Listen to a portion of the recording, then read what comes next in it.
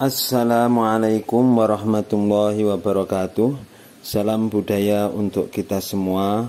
Rahayu, rahayu, rahayu. Sahabat-sahabat kajian pusaka dimanapun kita berada, jumpa lagi dengan kajian budaya, channel yang membabar masalah budaya, pusaka maupun perkutut Katuranggan. Kita saksikan di sini adalah keris pusaka sepuh dengan warangka yang sangat indah dari Timoho dengan pelet yang bagus. Kita akan membuka pusaka ini.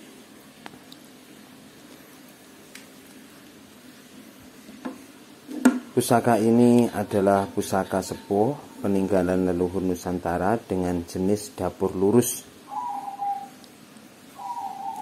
Pusaka ini, jika kita lihat, dapurnya lurus dengan pamor yang sangat bagus. Pusaka ini akan kita babar dalam kesempatan kali ini. Silakan bagi sahabat semua yang belum subscribe untuk bisa subscribe agar selalu mengikuti kajian dari kami. Jika kemudian kita melihat sisi sorsoran dari pusaka ini, maka kita akan melihat bahwa sorsorannya ada gerenengnya, kemudian ada serawean, ada pijetan, ada tikal alis dan gandik polos. Serta pusaka ini juga gigir lembu, sehingga termasuk pusaka yang bagian bilah tengahnya membesar. Pusaka ini dari atas panites sampai bawah sorsoran termasuk utuh semua. Rincikannya juga termasuk utuh. Pusaka dengan rincikan seperti ini dinamakan dengan pusaka berdapur jalak ngore. Pusaka dengan dapur jalak ngore, dengan pamor yang bundar-bundar bagaikan turun ke bawah seperti ini. Bundar agak lonjong turun ke bawah, bisa kita kategorikan sebagai pamor wahyu tumurun. Oleh karena itu, jika kita lihat secara umum, pusaka ini memiliki dapur jalak ngore dengan pamor wahyu tumurun. Pusaka dengan dapur jalak ngore itu dikenal pertama kali dibabar oleh Empu Anjani pada waktu pemerintahan Prabu Pamekasan di era kerajaan Pajajaran pada tahun 1248. Jadi pusaka jalak ngore dikenal sebagai pusaka yang pertama dibabar oleh Empu Anjani sekitar tahun 1248. Pusaka yang ada di hadapan kita ini adalah pusaka sepuh peninggalan leluhur Nusantara yang harus terus kita jaga. Kalau bukan kita sendiri sebagai bangsa Nusantara yang menjaga, lantas siapa lagi? Ini adalah kewajiban kita sebagai warga Nusantara yang leluhur-leluhur kita dulu telah membanggakan pusaka, maka bagi kita pusaka juga memang harus kita banggakan sebagai warisan leluhur Nusantara. Pusaka dengan dapur jalak ngore itu memiliki arti, bisa diambil dari kata burung jalak yang sedang mengurai atau ngore. Kita kenal burung jalak itu biasanya ngore atau mengepak-ngepakkan sayapnya, baik ketika sedang tubuhnya terasa kotor ataupun ketika sedang mandi membersihkan tubuhnya. Biasanya kita melihat jalak itu sedang ngore. Dari sini maka harapan, makna yang ada dalam pusaka jalak ngore itu ketika kita miliki juga kita mampu seperti itu. Dalam artian dari mulai pembuatan, pemilihan jenis besi ataupun ritual doa dari empu yang membuat, maka semuanya itu dikaitkan dengan sebuah harapan semoga Tuhan nantinya juga akan mengurai atau menghilangkan dari kotoran-kotoran yang ada pada diri kita.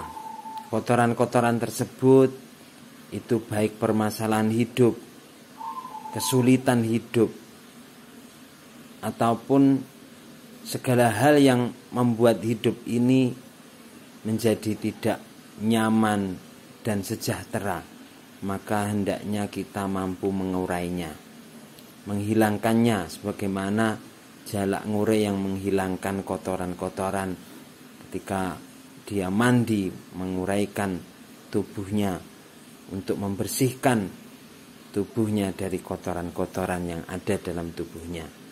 Kita sebagai manusia juga seperti itu. Maka dari mulai pemilihan bahan, penempaan, dan doa-doa yang dilantunkan oleh seorang empu itu terkait dengan doa-doa semoga orang yang membawa pusaka seperti jalak ngore ini juga akan mampu menyelesaikan seluruh permasalahan hidupnya. Yang pasti seseorang akan mampu menyelesaikan permasalahan hidupnya jika memang orang tersebut harus berusaha ikhtiar sekuat tenaga dan juga tidak lupa untuk selalu berdoa kepada Tuhan Yang Maha Esa. Burung jalak dalam filosofi pusaka jalak ini juga memiliki filosofi lain yang sangat menarik dan sangat bagus.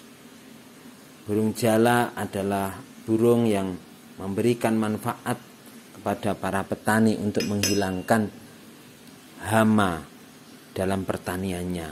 Hal ini juga mengisyaratkan kepada kita bagaimana kita juga akan mampu memberikan manfaat kepada orang lain. Dalam hadis Rasulullah dikatakan khairun nas anfa'uhum linnas. Sebaik-baik manusia adalah orang yang mampu untuk memberikan kemanfaatan kepada orang lain. Itulah orang yang terbaik. Selain itu, jalak ngore juga merupakan jenis burung jalak yang dikenal memiliki suara yang indah, anggun, dan suaranya banyak disukai oleh orang. Hal ini juga mengisyaratkan kepada kita untuk memiliki sifat watak karakter yang seperti itu. Bagaimana kemudian ketika kita bersosial kemasyarakatan, kita akan mampu untuk berkata baik, bertingkah laku yang baik, sehingga orang yang ada di sekitar kita akan nyaman dan senang. Inilah yang diharapkan dari pusaka dengan dapur jenis jalak ngore ini. Oleh karena itu, secara umum pusaka dengan dapur jalak ngore memiliki filosofi sebuah harapan. Semoga ketika kita bersosial kemasyarakatan, kita menjadi orang yang baik. Ketika kita menjadi orang yang baik, maka kita akan sukses di masyarakat. Masyarakat pun juga akan berbuat baik kepada kita. Kita menjadi orang yang menyenangkan kepada orang lain, maka orang lain pun juga akan menyenangkan kita. Sahabat kajian budaya, jika kita melihat pusaka ini dari jenis pamornya, maka pamor dari pusaka ini bisa dikategorikan dengan jenis pamor Wahyu Tumurun. Pamor Wahyu Tumurun adalah salah satu pamor yang sangat bagus untuk dimiliki. Pamor Wahyu Tumurun memiliki filosofi makna yang sangat dalam. Wahyu itu artinya sebuah isyarah kebaikan dari Tuhan yang diturunkan kepada umat manusia agar manusia menjadi lebih baik. Dalam istilah yang lain dikatakan kewahyon, artinya orang itu adalah orang yang dipilih oleh Tuhan untuk dititipi kebaikan, dan akhirnya orang tersebut menjadi orang yang baik dan berguna untuk masyarakat sekitarnya. Orang-orang yang kewahyon itu adalah orang-orang yang terpilih. Dia terpilih karena memang dia adalah orang yang baik. Oleh karena itu, agar kemudian keturunan wahyu dari Tuhan, maka kita harus mampu menjadi orang yang baik.